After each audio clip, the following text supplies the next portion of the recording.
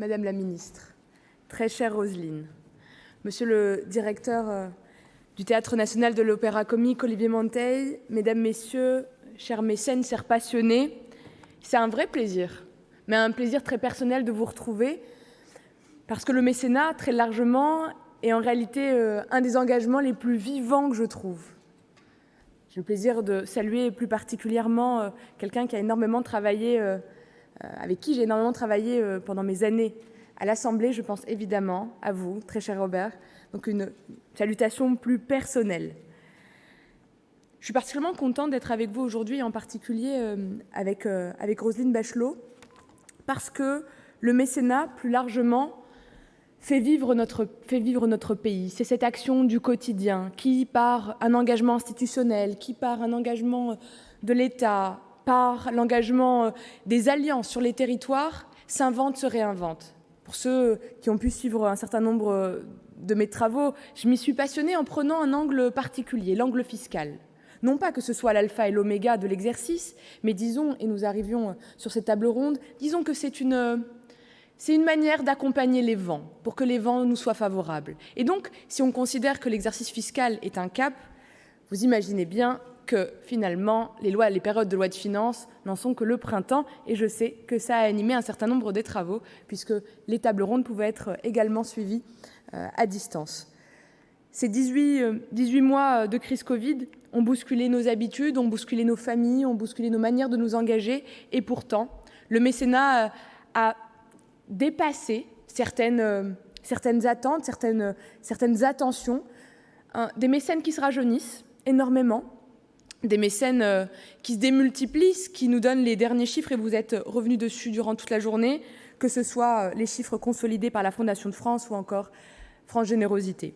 Je ne vais pas rentrer dans le détail de l'exercice, vos travaux ont été particulièrement experts, mais je vais revenir sur quelques petits points. Cette crise, elle a d'une certaine manière attiré des éléments contraires. D'abord, inquiéter les structures, particulièrement associatives, c'est sur celle-là que je vais m'attarder, par rapport à leurs engagements, par rapport à leur capacité à se projeter, et évidemment avec Olivier Grégoire, mais notre lumière, notre énergie était évidemment portée et alimentée et très régulièrement mise en évidence par la ministre de la Culture. Ça a été d'accompagner financièrement pour enlever le premier doute. Je peux vous dire que tous les mardis, nous étions réunis en réunion crise Covid.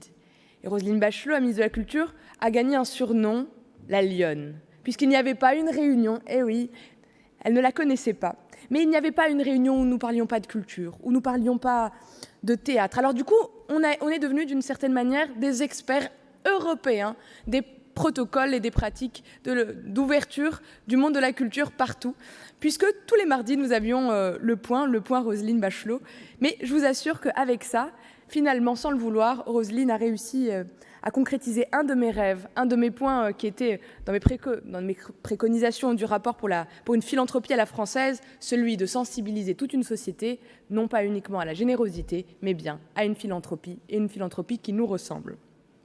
Au-delà de ça, les enjeux qui sont les nôtres aujourd'hui, c'est évidemment de rappeler, de réinvestir nos associations. C'est pour ça que nous avons lancé depuis quelques semaines maintenant une grande campagne, une campagne de mobilisation.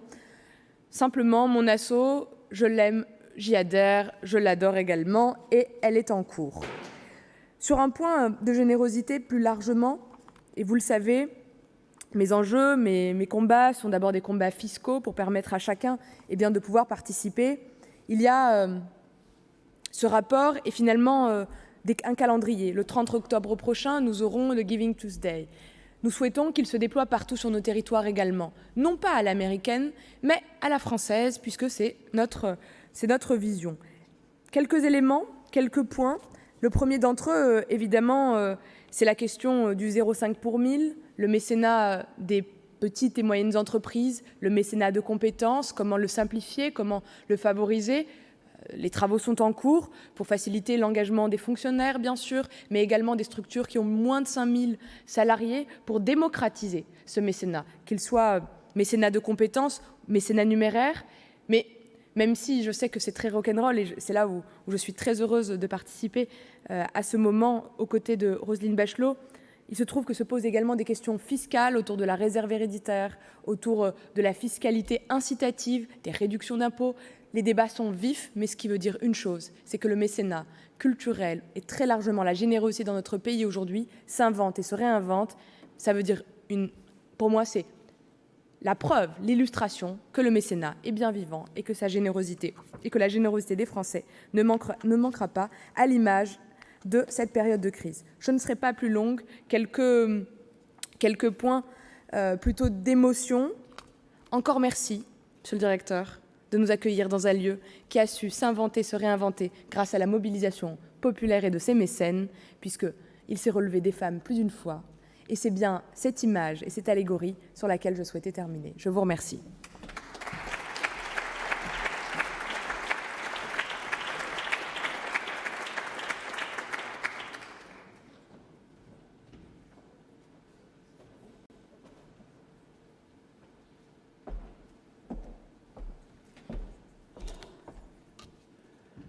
Bonjour à tous et à toutes.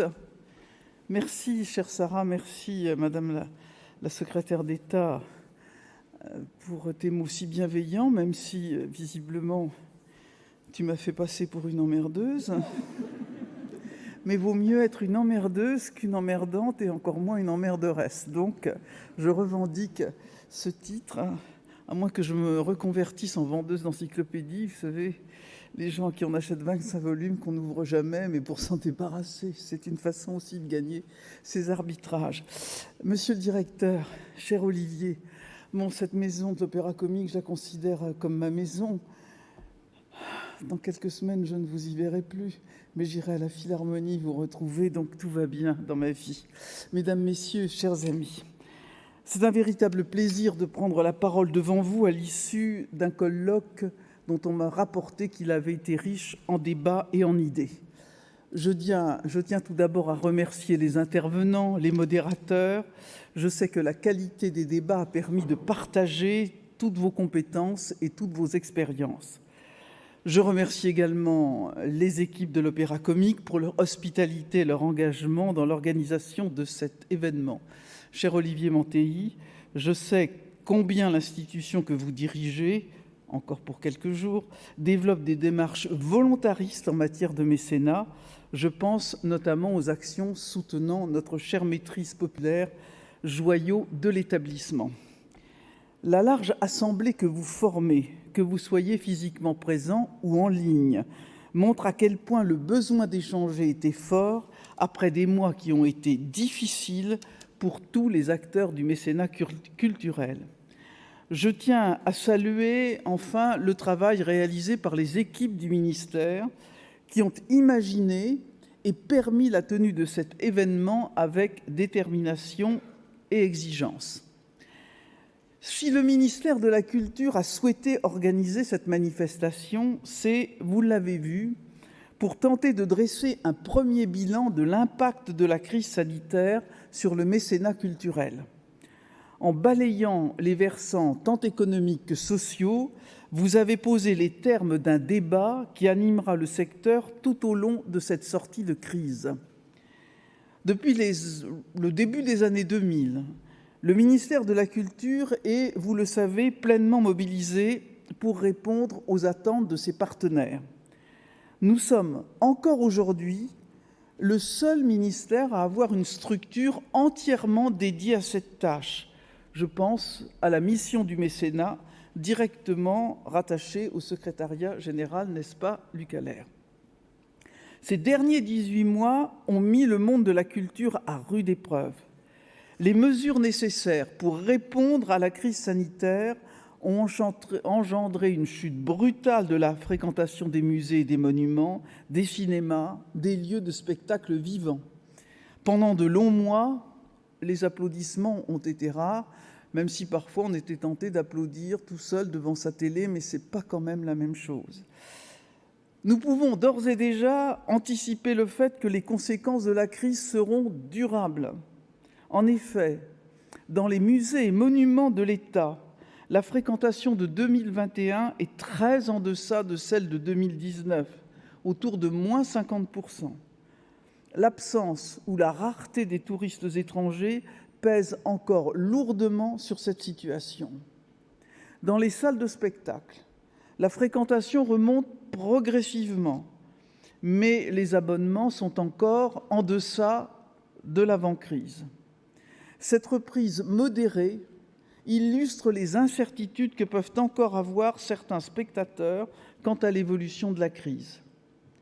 Mais cela montre également le risque d'une rupture de la relation qui unissait les spectateurs et leurs salles de spectacle favorites, les visiteurs et leurs musées ou leurs cinémas.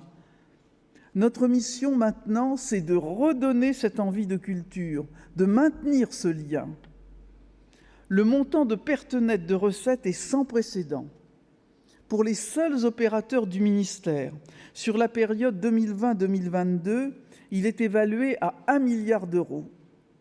Plus des 3/4 de ces pertes sont supportées par les établissements du patrimoine.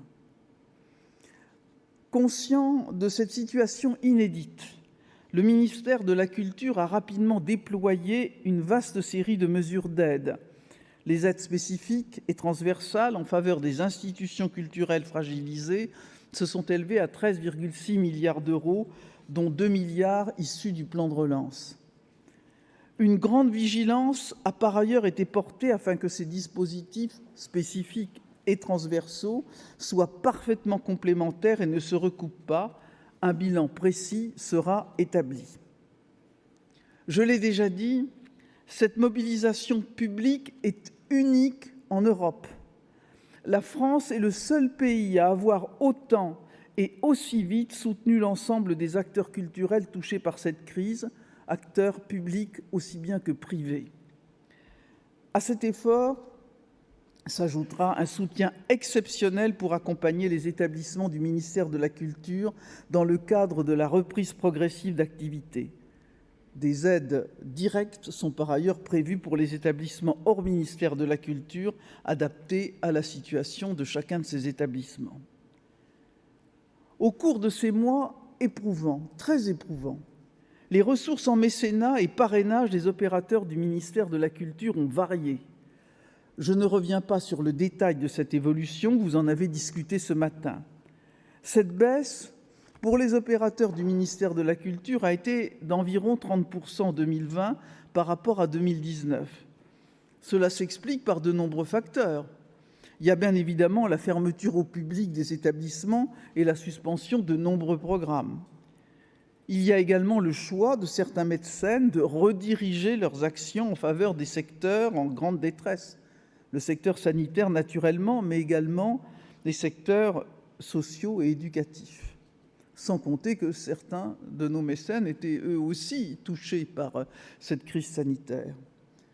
Cette redirection temporaire se justifie pleinement. Nous n'avions jamais connu de choc économique, sanitaire et social aussi violent. Il faut le dire, il faut le reconnaître. Il ne faut cependant pas en tirer des conclusions hâtives. Selon les données que nous parvenons à collecter, les comportements adoptés par les mécènes et donateurs sont extrêmement variés. Certains ont tenu à maintenir leurs engagements auprès des établissements fragilisés, certains même ont intensifié leur soutien. D'autres ont redirigé une partie de leur soutien, mais en conservant une part pour les actions culturelles. D'autres encore n'ont fait que reporter leurs engagements jusqu'à la reprise des activités des sites, ce qui s'explique souvent par le fait que les actions de mécénat sont rattachées à des projets qui ont été eux-mêmes suspendus.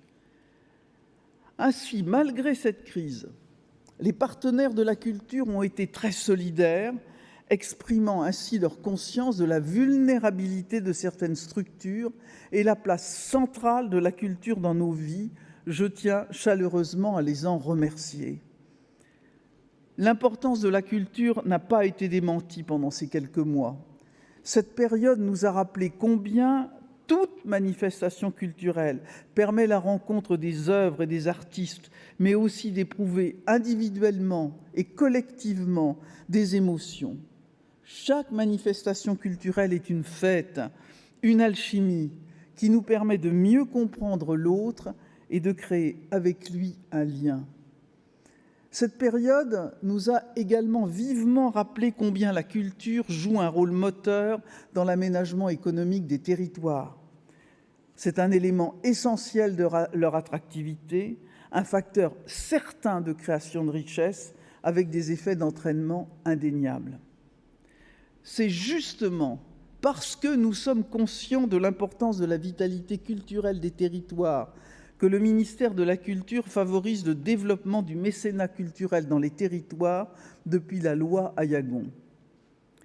Ainsi, des protocoles nationaux sont signés avec de nombreuses institutions des mondes économiques et juridiques. Ces protocoles contribuent grandement, depuis une quinzaine d'années, à développer le mécénat dans tous les territoires, y compris l'outre-mer. J'ai renouvelé ces partenariats en juillet dernier avec le Conseil supérieur de l'Ordre des experts comptables, le Conseil supérieur du notariat et le Conseil national des barreaux. Nous attendons prochainement, pour la fin du mois, la signature du partenariat avec la CCI France. Ces protocoles vont nous permettre notamment de diffuser largement la franchise destinée aux opérations mécénat des petites entreprises, mesure introduite par la loi de finances pour 2020, et je sais, chère Sarah, la mobilisation de vos équipes pour l'application de cette mesure. Outre ces protocoles, l'autre pilier de cette politique territoriale repose sur le réseau des correspondants mécénat, à la fois dans les DRAC et dans les directions régionales des affaires culturelles, traduisons les acronymes, et dans les représentations territoriales des institutions partenaires. Ces 300 correspondants œuvrent au quotidien à développer le mécénat collectif sous forme d'associations ou de clubs. C'est une modalité qui était particulièrement chère. Depuis quelques années, ces correspondants structurent également les pôles mécénat régionaux en lien avec les institutions partenaires. Ces pôles constituent de véritables tours de contrôle du mécénat culturel dans les territoires. Cette démarche s'inscrit pleinement dans les propositions que tu as formulées, chère Sarah El Haïry, dans le rapport qui a été remis au Premier ministre en 2020 avec ta collègue Naïma Moutchou et dans lequel vous avez appelé de vos vœux la création de fondations territoriales. La vocation des pôles mécénat régionaux est de tisser un réseau territorial capable d'informer les entreprises et les porteurs de projets sur tous les aspects du mécénat culturel. Ils permettent à la fois de recenser et de diffuser les pratiques vertueuses, d'accompagner des projets structurants pour la région. Ce sont les interlocuteurs naturels des fondations à vocation régionale, des services déconcentrés de l'État et des conseils régionaux. Cette démarche s'inscrit également dans les alliances stratégiques territoriales qui ont fait l'objet du rapport remis en mai 2020 par la députée Cathy Racon-Bouzon et le président de l'association Le Rameau, Charles-Benoît Aetzig. Je souhaite que l'ensemble des DRAC se mobilisent pleinement pour la structuration de ces pôles.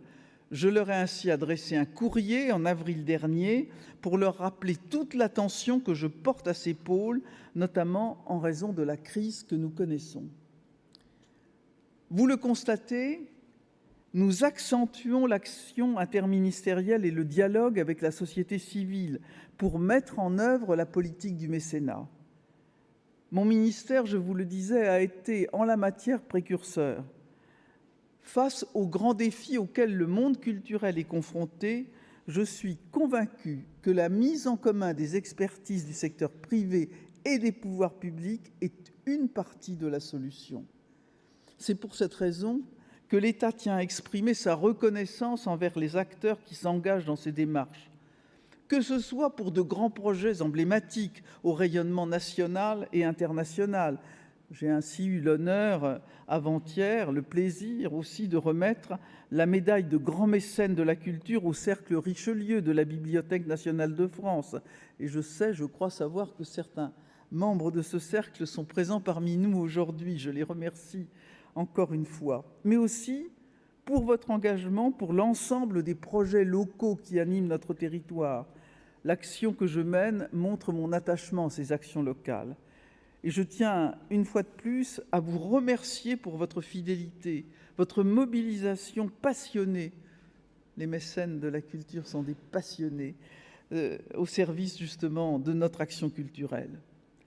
Au cours de la préparation de ce colloque, plusieurs des intervenants ont exprimé le grand attachement à la culture et au patrimoine qui était en quelque sorte la sève de leur vie.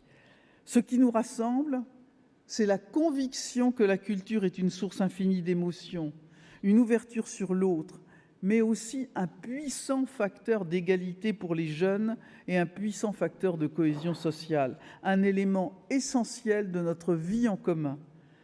La culture est aussi, faut-il le rappeler, un moteur d'attractivité de nos territoires comme de rayonnement international de la France. Je me remémore souvent la liesse qui nous a collectivement saisis lors de la réouverture des lieux culturels.